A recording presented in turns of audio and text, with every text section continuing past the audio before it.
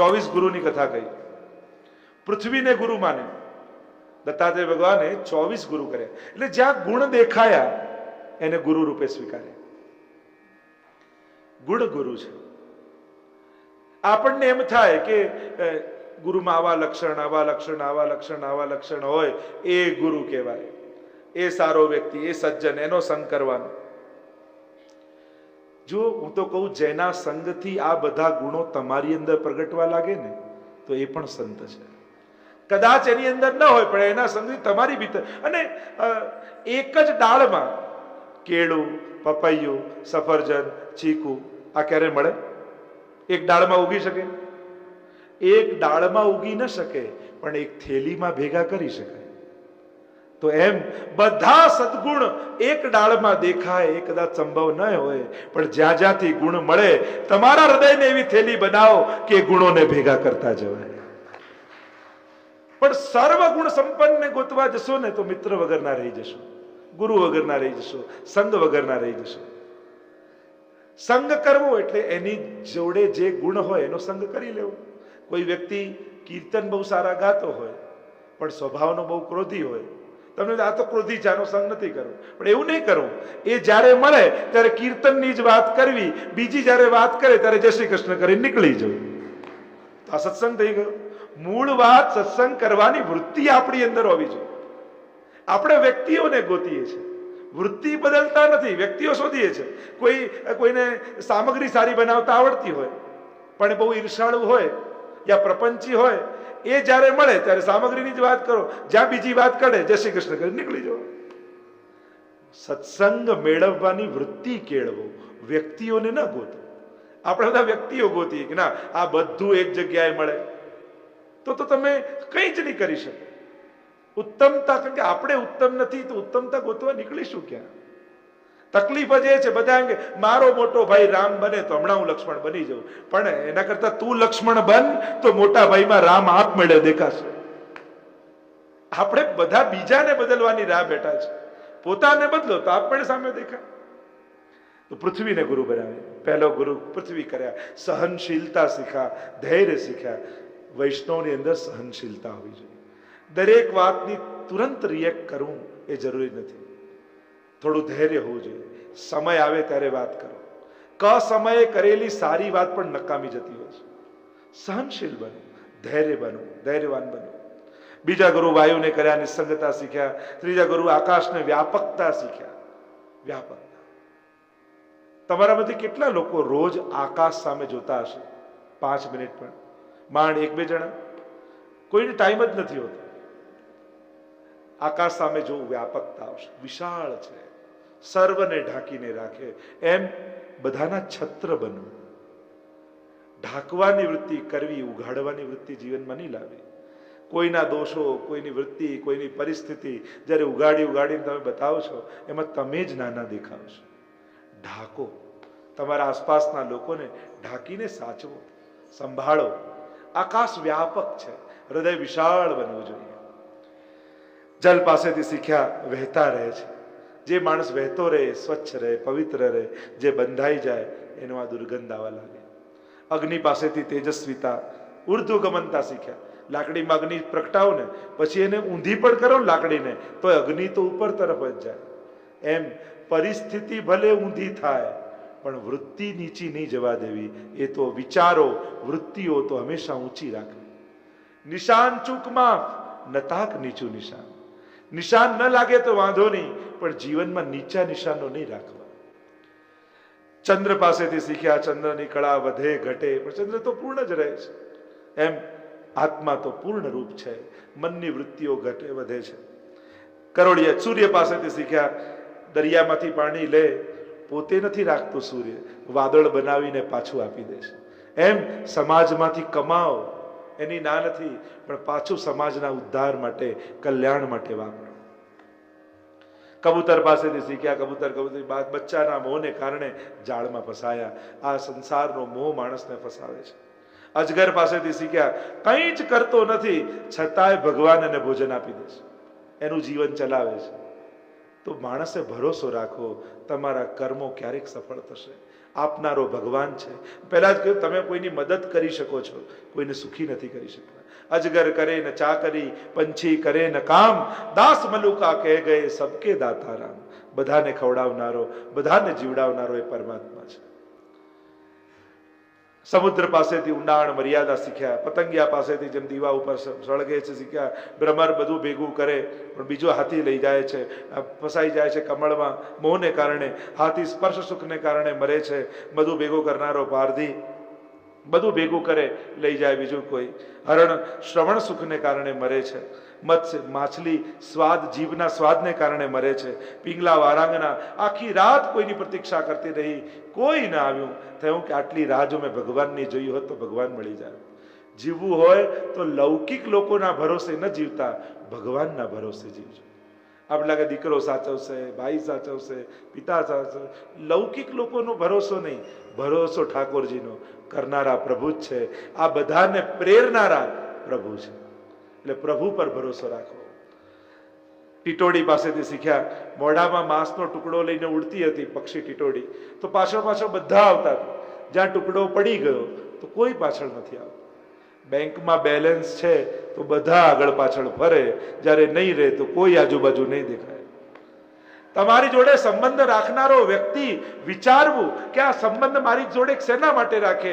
મારા પદને કારણે, મારી પ્રતિષ્ઠાને કારણે, મારા પૈસાને કારણે, કે મારી સાથે ને પ્રેમ છે એટલા માટે મારી જોડે સંબંધ રાખે છે? બાકી તો ઘણા લોકો ભેગા થઈ જશે, પણ એ શેના માટે આવ્યા છે વિચારો. બાળક પાસેથી શીખ્યા, નાનું બાળક હોય એની સંસ્કૃતમાં સ્તુતિ કરો કે એને ગાળો બોલો, બાળક તો હસતું જ રહે છે, એને કાંઈ ફેર પડતો નથી. વૈષ્ણવે પણ એવું જ રહેવું. કોઈ સ્તુતિ કરે કે નિંદા કરે, એને પોતાના સ્વભાવમાં રહેવું. બાળક સહજ હોય છે કારણ કે વર્તમાનમાં જીવે છે. ક્યારે બાળકના માથા પર માથું રાખીને આમ ટેન્શનમાં જોયો કે આ ખોટા શેર લેવાઈ ગયા? એ તો પ્રસન્ન જ હોય કારણ કે એને ભૂતકાળનો અફસોસ નથી, ભવિષ્યની ચિંતા નથી. એ તો વર્તમાનનો આનંદ કરે છે. પ્રેઝન્ટ કહીએ ને, ભગવાને આપેલી પ્રેઝન્ટ છે, પ્રેઝન્ટ ટેન્સ એ ઉપહાર છે ભગવાને આપેલો.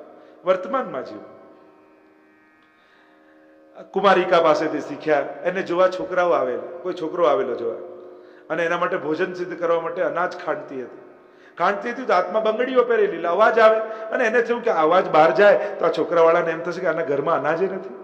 એટલે બંગડીઓ કાઢીને બંને હાથમાં એક એક બંગડી રહેવા દીધી, એટલે અવાજ આવતો બંધ થઈ ગયો. એકલતામાં જ શાંતિ છે. નાનપણમાં સ્કૂલમાં શીખવાડતા ને, એકડે એક ને બગડે બે ભેગા થાય એટલે બગડે.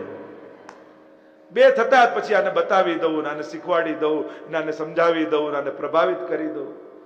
આપણે કોઈને રાજી કરવા નથી માંગતા, આપણે બધાને પ્રભાવિત કરવા માંગીએ છીએ. એટલે જ થાકી જઈએ છીએ.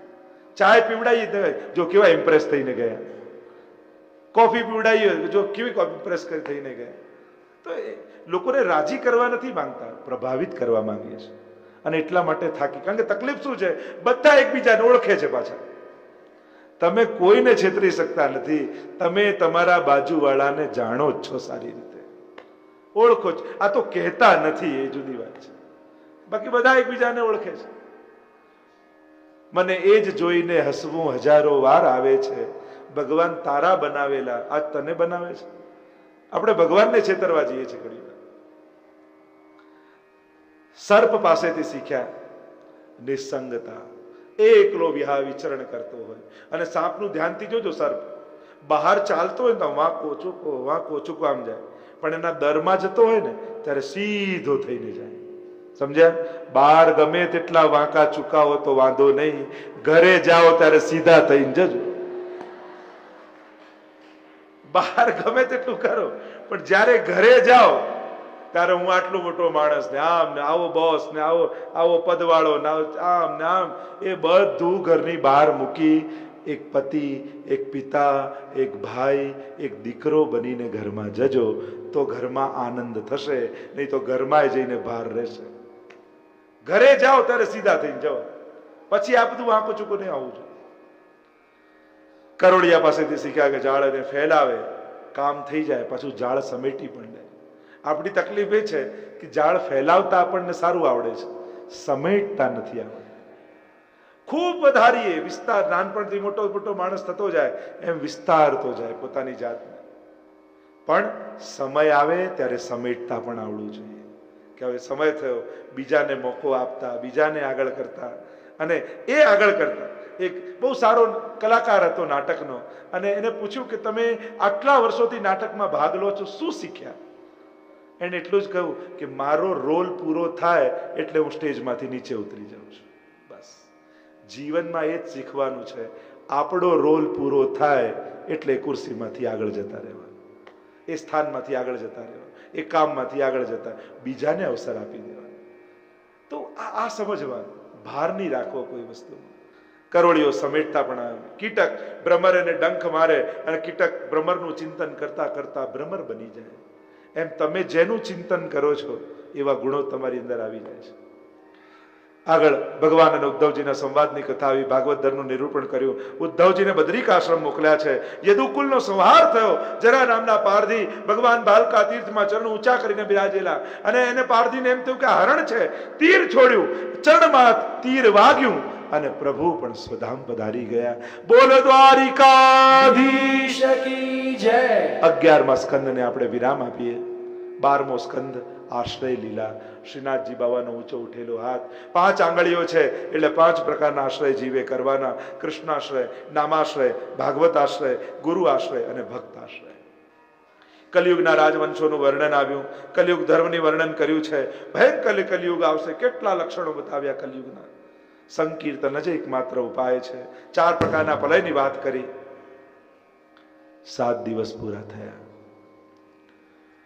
સુખદેવજી કહેવા લાગ્યા, મહારાજ તૈયાર થઈ જાઓ, કોઈ પણ ક્ષણે તક્ષક આવતો હશે, તને દંશ દેશે, તારું મૃત્યુ થઈ જશે.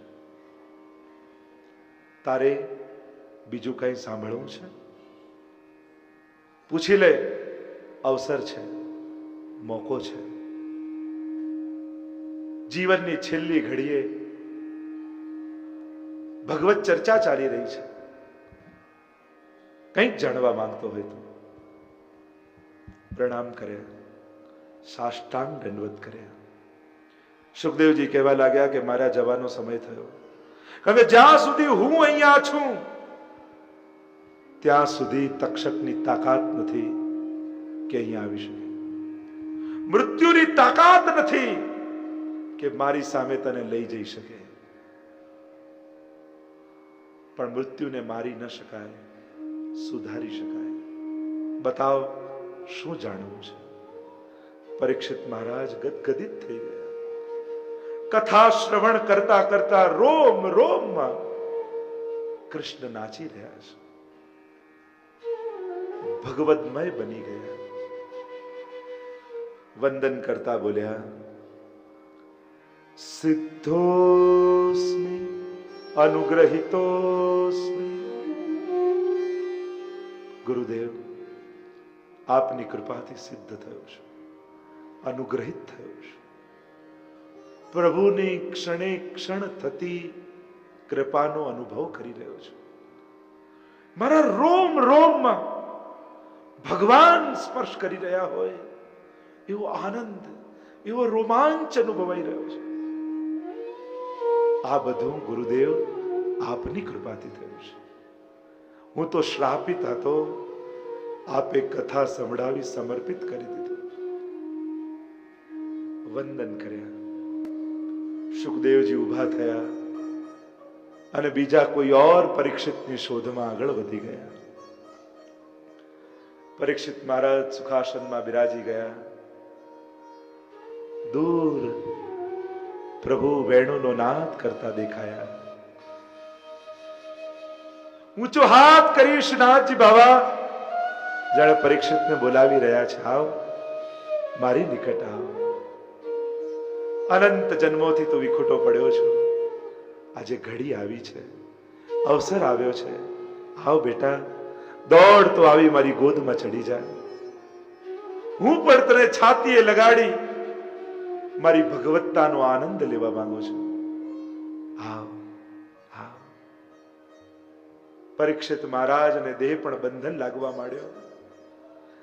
પ્રતીક્ષા કરવા લાગ્યા કે ક્યારે આ દેહ રૂપી ઘટ તૂટે અને ઘટાકાશ પટાકાશમાં લય બની જાય.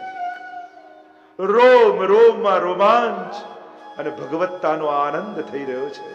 ધન્ય છે આ ભાગવતી કથા. મર્યા પછી મુક્તિની વાત નથી, જીતા જીવંત ભગવત પ્રાપ્તિનો અનુભવ કરાવે છે. લુપાતો છુપાતો તક્ષક આવ્યો. જન્મે જય ચારે બાજુ પરીક્ષિત મહારાજના પુત્રએ સિપાહીઓને ગોઠવ્યા છે, જ્યાં પણ સર્પ દેખાય મારી નાખો. મૃત્યુને કોણ મારી શકે? પૂજાની થાળીમાં છુપાઈને તક્ષક આવ્યો, નિકટ આવ્યો પરીક્ષિત મહારાજના પાસે. રોમ રોમમાં ભગવત્તાના આનંદને અનુભવી રહ્યા છે. એક તેજ પરીક્ષિત મહારાજના રૂવાડે રૂવાડેથી પ્રકાશિત થઈ રહ્યો છે. પ્રણામ કર્યા તક્ષકે અને જ્યાં દંશ માર્યો અગ્નિની જ્વાળાઓ ભભૂકવા લાગી. દેહ પડ્યો. પરીક્ષિતનો આત્મા દોડતો દોડતો દોડતો હાથ ફેલાવેલા શ્રીનાથજી બાવા રૂપી માની ગોદમાં કૂદકો મારીને ચડી ગયો અને હજારો જન્મોથી વિખૂટો પડેલો જીવ ફરી ભગવાનની ગોદમાં જઈને બિરાજી ગયો. બોલીએ ભાગવત ભગવાન કી જય, પરીક્ષિત મહારાજ કી જય, સુખદેવજી મહારાજ કી જય. ધન્ય છે આ ભાગવતી કથા. અહીંયા જન્મે જય સર્પ સત્ર યજ્ઞ કર્યો. આ પૃથ્વી ઉપર સર્પ યોની નહીં રહેવા દો સમજાવ્યા. છોડ્યા યજ્ઞને. માર્કંડે ઋષિને માયાના દર્શન થયા. ભાગવત પુરાણની પુનઃ વિષય સૂચિનું સ્મરણ કરવામાં આવ્યું. પ્રથમ સ્કંદથી લઈને 12મા સ્કંદ સુધી. નૈમિષારણ્યમાં સુતજી કહેવા લાગ્યા, સૌનકજી કથાના વિરામનો સમય આવ્યો. કહ્યું, હે પ્રભુ, અનેક જન્મો અમારા થાય, પણ દરેક જન્મોમાં આપના ચરણારવિંદમાં અમને ભક્તિ આપજો. પ્રભુનું નામ એ તો સમસ્ત પાપોનો નાશ કરનારું છે, સમસ્ત દુઃખોને હરી લેનારું છે. એવા હરિના ચરણારવિંદમાં અમે નમન કરીએ છીએ. ભાગવત સાંભળ્યું છે તો આટલી વસ્તુ જીવનમાં યાદ રાખજો. એક, જીવનમાં બધાને બધું મળતું નથી. જે મળ્યું છે એને ઠાકોરજીનો પ્રસાદ માની માથે ચડાવી લેજો. કારણ કે નથી મળ્યું એને જ રડા કરશો ને તે જે મળ્યું છે એનો આનંદ નહીં માણી શકો. બીજી વાત, આ બધું જ પ્રભુની લીલા છે. તથૈવ તસ્ય લીલેતિ મત્વા ચિંતામ ધૃતમ તજેત. ભગવદ લીલા રૂપે જોવું. ત્રીજું, ભગવાનને ક્યારે ભૂલવા નહીં. કેટલા કલાક કરો છો કે કેટલી વાર યાદ કરો છો નહીં, તમે યાદ કરો છો ને ઘણું છે. સવારે ઉઠી રોજ પ્રભુની આગળ 2 મિનિટ પણ ઊભા જરૂર રહેવું. એની નજરમાં રહેવું, એની દ્રષ્ટિમાં રહેવું અને પ્રભુને રોજ એ જ વિનંતી કરવી, તને જોઈને મને આનંદ થાય છે, પણ મારું એવું જીવન બનાવજે કે મને જોઈને તને આનંદ થાય. અને છેલ્લી વાત, બધાનું મૃત્યુ નિશ્ચિત છે. આપણે બધાએ જવાનું છે. રડતા રડતા જવું છે કે હસતા હસતા એ તમારે નક્કી કરવાનું. મરીને જવું છે કે જીવનનો આનંદ લઈને એ તમારે નક્કી કરવાનું. મારી નહીં શકાય મૃત્યુને. જીવનને ઉત્સવ બનાવીને જાઓ, જીવનનો ઓડકાર લઈને જાઓ. તમારા ગયા પછી પણ તમારા ગુણોને યાદ કરી લોકોની આંખ ભીંજાય.